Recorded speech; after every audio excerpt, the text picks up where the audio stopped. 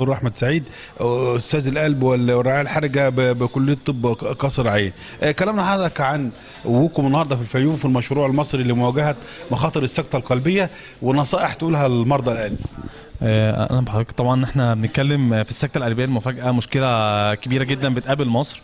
الدكتور شريف مختار استاذ الرعايه المركزه والاب الروحي للرعايه المركزه في مصر كلها تبنى مشروع انقاذ حياه لمواجهه السكته القلبيه المفاجئه. الاول تعريف السكته القلبيه المفاجئه ومخاطر السكته القلبيه المفاجئه، ونطلع تعريفات كده للمرضى لو بدات تحس بنغزات، لو في عائله عندها تاريخ مرضي للوفاه المفاجئه او عندها تاريخ مرضي لامراض القلب لازم يتوجه لدكتور قلب، بحيث ان احنا نقدر نمنع الاول حاجه السكته القلبيه المفاجئه.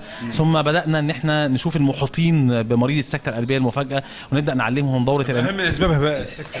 طبعا اشهر اسباب السكته القلبيه المفاجئه طبعا حاجه اسمها الرجفه البطينيه الخبيثه او السكته او الذبذبه البطينيه الخبيثه، في مشاكل في مسارات الكهرباء في القلب، طبعا كسور الشريان التاجي ده احد اسباب طبعا السكته القلبيه المفاجئه، وده ياتي على قائمه الاسباب في الوقت الحالي طبعا جلطات القلب وذبحات القلب طبعا. طب نصيحه بقى تقولها لمرضى القلب تقول لهم ايه بقى؟ طبعا اول حاجه طبعا الناس اللي عندها الضغط والسكر لازم يتابعوا جدا موضوع القلب برسومات القلب، لو حصل عندهم اي مشاكل في الام بتيجي في الصدر لازم يتوجهوا لاقرب دكتور قلب. الاكل طبعا المدخنين لازم نمتنع عن التدخين في اقرب وقت.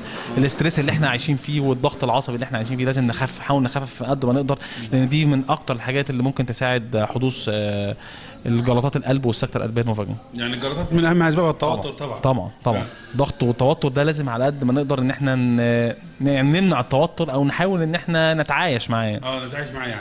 طب بالنسبه للكوليسترول برضه ليه تاثير ولا؟ هو عشان احنا قلنا كده في الاكل، احنا قلنا طبعا الاكل ومرضى الضغط والسكر لازم يتابعوا مع دكتور قلب باستمرار، خصوصا الناس اللي بتحس بالام عشان خاطر يقدر يحمل لهم التحليلات المختلفه ورسومات القلب والموجات الصوتيه على القلب، ولو احتاج قسطره لو الاعراض تسمح بحاجه زي كده. والاكل طبعا لازم نحافظ على الاكل جدا. طب بالنسبه للدعامات بقى تعديها دلوقتي ولا صعبه؟ لا طبعا الدعامات متواجده في كل حته طبعا. مريض لو حس ان هو عنده جلطه بيتوجه لاقرب مستشفى فيها قسطره ويبدا ان هو يعمل قسطره ويحط الدعامات لو تطلب الامر لذلك. في طبعا الدعامات الذكيه او الدعامات الدوائيه دي طبعا دلوقتي نسب ان هي ممكن تتقفل او يحصل فيها انسداد بتبقى اقل كتير جدا من قبل كده. متوفره في معظم المستشفيات دلوقتي، مستشفيات الحكومه موفراها، المستشفيات الخاصه برضو بيبقى فيها الدعامات. الدعامه بيعيش عادي بعد كده ولا؟